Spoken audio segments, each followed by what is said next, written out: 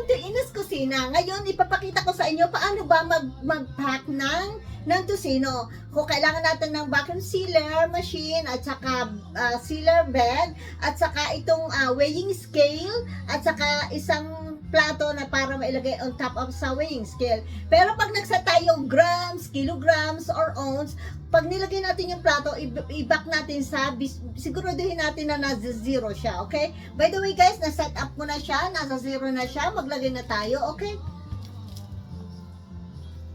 Maglalagay lang ako in per pack ng 6 pieces. So, tingnan niya natin. Okay, guys, ito ay almost 38 grams, okay? Ilagay lang natin sa plastic and then dapat i-align natin and then ready to seal na. Want the top.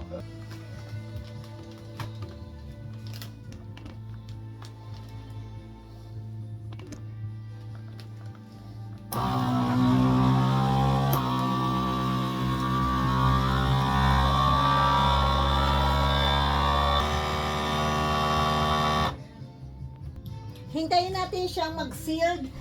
Pagka nasak na yung na-vacuum na siya, isi-sealed natin. Ito, the product is done. So, ito guys, 38 pounds siya. Look guys. Okay, thank you so much for watching.